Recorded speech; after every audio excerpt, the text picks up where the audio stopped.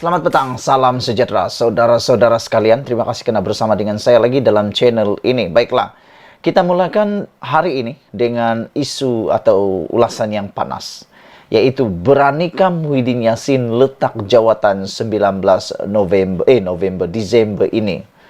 Sekali lagi kita ulang, pada pendapat Anda, beranikah Muhyiddin letak jawatan pada 19 Desember ini, pada hari Isnin ini? Kalau kamu rasa dia berani, letak tanda like dan tekan butang subscribe. Juga tinggalkan komen kamu sebagai tanda Anda punya ulasan. Tak pedulilah Anda setuju atau tidak, Anda rasa dia berani atau tidak, itu terpulang pada Anda. Semua ini saya ingat daripada tulisan Sabuddin Hussein. Beliau menulis, kalau Datuk Seri Anwar Ibrahim berani mengambil risiko untuk dipecat ataupun untuk dibuang, disingkirkan daripada jawatan Perdana Menteri melalui usul undi percaya, beranikah Muhyiddin pula merisikokan diri untuk letak jawatan, kata Sabuddin Hussein. Ramai penganalisis politik yang berkata bahwa perbuatan atau tindakan Datuk Seri Anwar Ibrahim yang mana masih bertegas untuk meneruskan undi percaya atau usul undi percaya sebagai satu langkah yang paling penting untuk menentukan keabsahannya. Ramai juga penganalisis politik mengatakan bahwa ini saat-saat kritikal buat Datuk Seri Anwar Ibrahim untuk dapat 2/3 di Dewan Rakyat. Saya bagaimanapun sebagai seorang juga daripada pemerhati politik, saya fikir saya ada optimis bahwa apa yang dilakukan oleh Datuk Seri Anwar Ibrahim itu adalah tepat dan beliau tiada risiko pun untuk kalah. Saya sangat optimis dengan mudahnya Datuk Seri Anwar Ibrahim dapat undian. Kalau tidak pun dapat 2/3, tapi beliau pasti dapat majoriti mudah. Ini semua dibuktikan melalui kebijaksanaan Datuk Seri Anwar Ibrahim dalam perjanjian MOU yang telah dimeteraikan hari ini.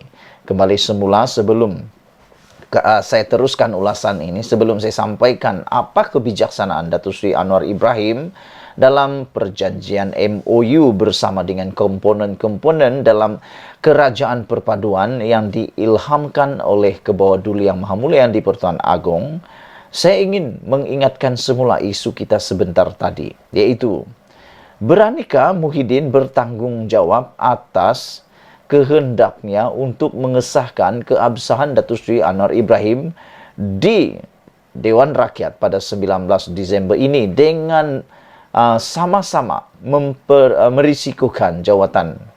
Kalau Datuk Seri Anwar Ibrahim sanggup memperjudikan jawatan Perdana Menterinya, bagaimana pula dengan Datuk Seri Tan Sri Muhyiddin Yassin? Beranikah beliau mempertaruhkan jawatan beliau sebagai pengerusi Perikatan Nasional? Kerana sekiranya Datuk Seri Anwar Ibrahim mendapat 2/3 undi, maknanya Muhyiddin Yassin sebagai Ketua Perikatan Nasional pula yang gagal. Gagal untuk membentuk kerjasama dengan parti-parti yang lain yang dikatakan oleh beliau, menyokong beliau, dan sehingga sekarang ini kalau kita lihat masih lagi belum move on. Datuk Hadi Awang belum juga move on. Masih juga mempersoalkan keabsahan Datuk Seri Anwar Ibrahim. Baik, jadi kita akan lihat nanti 19 Desember ini siapa yang benar-benar terkantoi, tiada sudah sokongan. Saudara-saudara sekalian, ini kebijaksanaan Datuk Seri Anwar Ibrahim. Beliau tidak tergesa-gesa mengambil keputusan ketika membentuk kerajaan kabinet atau kabinetnya baru-baru ini. Saya sebagai pemerhati politik memang ada juga sedikit terdetik di hati saya, terguris di hati saya apabila Datuk Seri Anwar Ibrahim mencalonkan Zahid Hamidi bersama-sama dengan parti-parti yang lain masuk dalam kabinet beliau. Waktu itu saya masih belum melihat, saya belum dapat melihat apa rancangan Datuk Seri Anwar Ibrahim yang hebat. Rupa-rupanya tujuan Datuk Seri Anwar Ibrahim meletakkan semua kepimpinan-kepimpinan parti dalam gabungan-gabungan yang turut bersama dalam komponen kerajaan perpaduan ialah supaya mereka dapat mengawal kestabilan politik Malaysia ini. Lihat saja pada perjanjian MOU yang telah ditandatangani petang tadi, yang mana pada perkara 4 dalam kurungan pada perkara kurungan yang bertajuk Usul Percaya dan Rang Undang-Undang Perbekalan, Datuk Seri Anwar Ibrahim menulis dalam perjanjian ini, ataupun dalam perjanjian ini menulis setiap parti-parti dan pihak-pihak hendaklah mengundi untuk menyokong Perdana Menteri dalam usul-usul berkaitan dengan usul percaya, perbekalan dan atau apa-apa usul berbentuk prosedur yang mempunyai kesan kepada keabsahan kerajaan persekutuan mengikut perlembagaan persekutuan. Setiap parti-parti dan pihak-pihak hendaklah bertanggungjawab untuk menguruskan secara dalaman di dalam parti-parti mereka bagi memastikan sokongan parlimen untuk mengekalkan kerajaan perpaduan Malaysia dalam sebarang sokongan atau sokongan parlimen untuk mengekalkan sebarang undian yang membawa kesan kepada keabsahan kerajaan perpaduan Malaysia mengikut perlembagaan persekutuan. Perkara yang di-highlight di sini ialah setiap parti-parti dan pihak-pihak hendaklah bertanggung jawab untuk menguruskan secara dalaman di dalam parti-parti mereka bagi memastikan sokongan parlimen untuk mengekalkan kerajaan perpaduan Malaysia. Makna kata, siapa yang menguruskan perkara itu pastilah presiden atau pengerusi gerakan ataupun pengerusi gabungan parti tersebut. Contohnya Barisan Nasional, pengerusinya ialah Zahid Hamidi. Pengerusi untuk GPS, gabungan parti Sarawak, pengerusinya ialah Abang Johari. Pengerusi untuk GRS pula ialah Haji Jenor. Pengerusi untuk ataupun presiden pula untuk Parti Warisan ialah Safi Afdal. Jadi kita dapat lihat di sini saudara-saudara, Datuk Seri Anwar Ibrahim meletakkan ketua-ketua pengerusi-pengerusi ini dalam jawatan tertinggi hierarki kabinet. Pertama, kerana berkelayakan. Selain daripada Zahid Hamidi sahaja yang mempunyai isu tentang kes mahkamahnya, yang menurut Datuk Seri Anwar Ibrahim dia tidak akan campur tangan langsung dan biar dia mempertahankan diri dia sendiri, kata Datuk Seri Anwar Ibrahim. Yang lainnya tidak ada masalah langsung. Maknanya, dengan ini mereka dapat mengawal ahli parti mereka sendiri. Dan yang lebih menarik, kebijaksanaan Datuk Seri Anwar Ibrahim menggunakan sepenuhnya kuasa rang undang-undang anti lompat parti. Ramai orang tidak sangka Datuk Seri Anwar Ibrahim dapat menggunakan kuasa ini sepenuhnya. Saya sendiri sebagai pemerhati politik, saya tidak sangka langsung rang undang-undang anti lompat parti yang telah diwartakan dan diluluskan ini boleh digunapakai oleh Datuk Seri Anwar Ibrahim sebagai senjata yang ampuh mengekalkan kestabilan politik Malaysia. Apabila dalam perkara 4B menulis setiap parti-parti dan pihak-pihak hendaklah memastikan bahawa setiap ahli parlimen mereka mengundi. Ini setiap ahli parlimen mesti mengundi, tidak boleh tidak hadir dan mesti mengundi menurut perkara 4E dalam klausa 4E. Memastikan kegagalan, keengganan. Persoalannya ialah kalau mereka sengaja tidak hadir, kalau mereka sengaja tidak mau mengundi, apa jadi dengan mereka? Ini yang terjadi.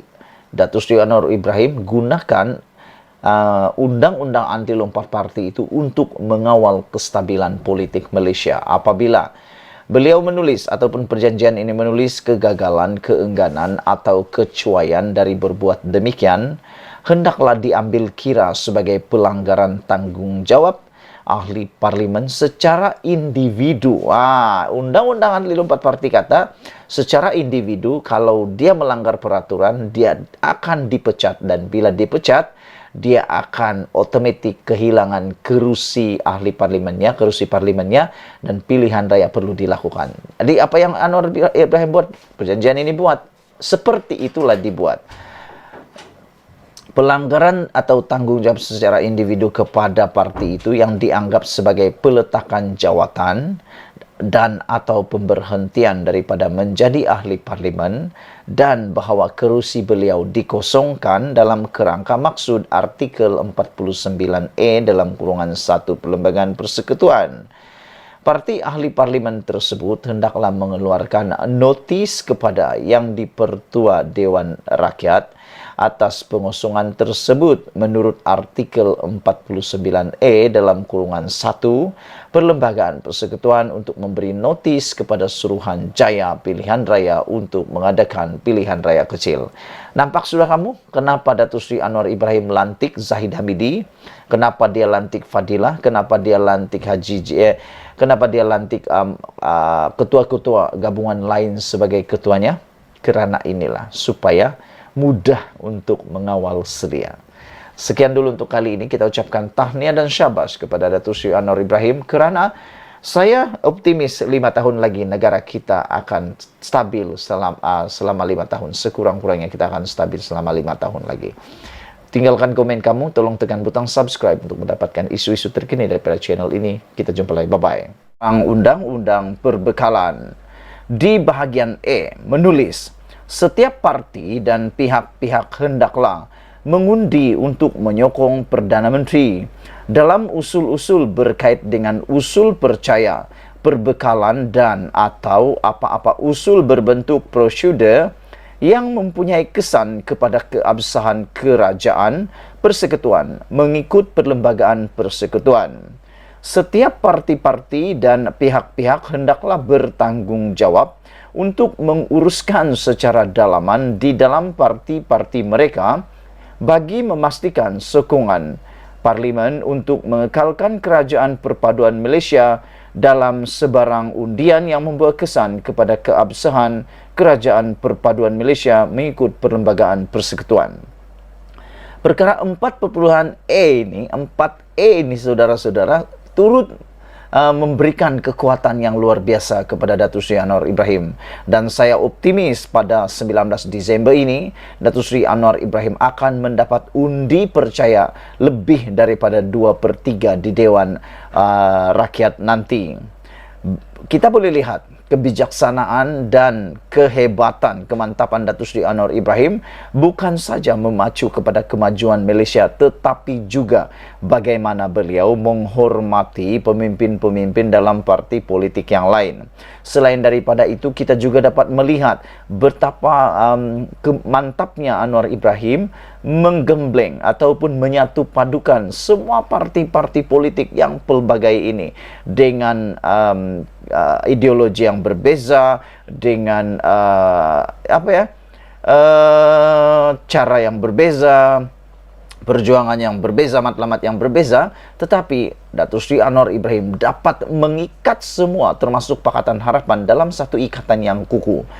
Kata cerita dulu-dulu, kalau satu sebatang lidi dipatahkan, ia mudah dipatahkan, tetapi apabila lidi diikat seberkas dan dipatahkan, macam mana kuat pun anda tak mungkin dapat mematahkan lidi tersebut. Begitulah yang dilakukan oleh Datuk Seri Anwar Ibrahim. Kita ucapkan syabas kepada Datuk Seri Anwar Ibrahim atas kebijaksanaan ini. Baik saudara, kita bacakan pula di bahagian 4B. Setiap parti-parti dan pihak-pihak hendaklah memastikan bahawa setiap ahli parlimen mereka mengundi menurut klausa 4 dalam kurungan E di atas. Kegagalan, keengganan atau kecuaian dari berbuat demikian hendaklah diambil kira sebagai pelanggaran tanggungjawab ke atas parlimen secara individu kepada parti itu yang dianggap sebagai peletakan jawatan atau pemberhentian daripada menjadi ahli parlimen, dan bahawa kerusi beliau dikosongkan dengan kerangka maksud artikel 49E dalam kurungan 1 Perlembagaan Persekutuan.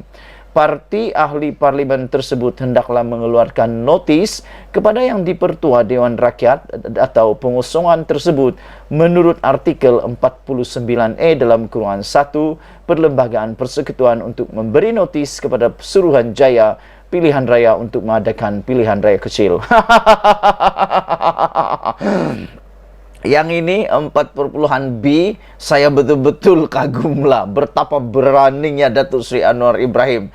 Memang tak pernah saya sangka inilah yang dimasukkan dalam perjanjian, dalam MOU ini.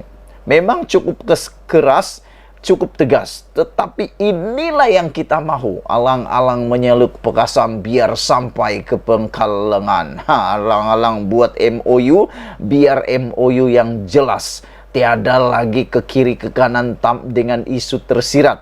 Tiada lagi ke kiri ke kanan dengan isu yang tak boleh difahami. Tiada lagi ke kiri ke kanan yang boleh dipertikaikan di mahkamah. Kalau nak saya baca balik. Kalau nak saya baca semula isi perjanjian di 4,B tersebut. Setiap parti-parti dan pihak-pihak hendaklah memastikan bahawa setiap ahli parlimen mereka mengundi menurut klausa 4E di atas. Klausa 4E ialah semua ahli parlimen wajib menyokong. Hendaklah menyokong Perdana Menteri dalam usul-usul berkaitan yang boleh menyebabkan keabsahan. Kalau tidak undi apa jadi? Ini dia jadi dia, saudara-saudara. Keengganan atau kegagalan atau kecuaian dari berbuat demikian hendaklah diambil kira sebagai pelanggaran tanggungjawab ahli parlimen secara individu kepada parti itu, yang dianggap sebagai peletakan jawatan atau pemberhentian daripada menjadi ahli parlimen, dan bahawa kerusi beliau dikosongkan dalam kerangka maksud artikel 49E dalam kurungan 1 Perlembagaan Persekutuan. Parti ahli parlimen tersebut hendaklah mengeluarkan notis kepada Yang di-Pertua Dewan Rakyat atas pengosongan tersebut menurut artikel 49 dalam kurungan 1 Perlembagaan Persekutuan untuk memberi notis kepada Suruhanjaya Pilihan Raya untuk mengadakan pilihan raya kecil. Mudah difahami saudara-saudara, meskipun saya tidak ada belajar undang-undang langsung, tapi baca saja sudah difahami. Budak tadika pun faham. Tidak undi maksudnya langgar peraturan. Langgar peraturan maksudnya dipecat daripada parti mereka. Bila dipecat akan ada pilihan raya kecil. Ini baru bagus. Ini baru mantap, bosku. Kerajaan Perpaduan Malaysia dalam perjanjian persefahaman kerjasama ini adalah berasaskan parti politik.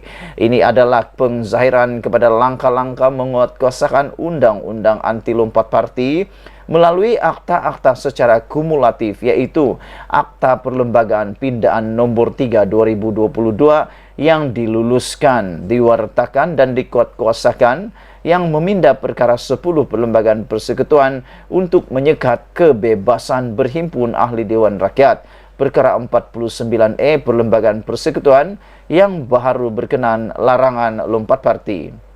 Dan perkara 160 Perlembagaan Persekutuan yang mengiktiraf parti politik sebagai teras dalam sistem demokrasi berparlimen Malaysia. Perkara 43 dalam kurungan 2 kurungan E berkenan dengan pelantikan Perdana Menteri. Perkara 43 dalam kurungan 2 kurungan B berkenan dengan pelantikan ahli jemaah menteri, dan perkara 43E berkenan dengan pelantikan timbalan menteri perlu dibaca sejajar dan konsisten kepada Akta Perlembagaan Pindaan Nombor 3 2022. Di 4D, saudara-saudara, parti-parti dan pihak-pihak kepada perjanjian persamaan kerjasama ini adalah asas kepada penubuhan Kerajaan Perpaduan Malaysia ini.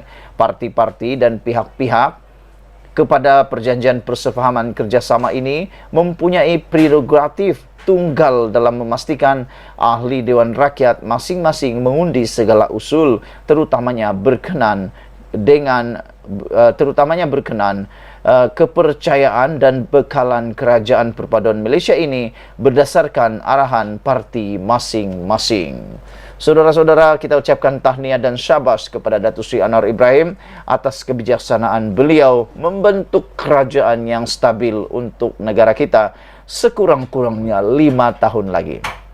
Kita jumpa lagi. Malaysia kita punya, kita jaga sama-sama. Cintai Malaysiaku. Bye-bye.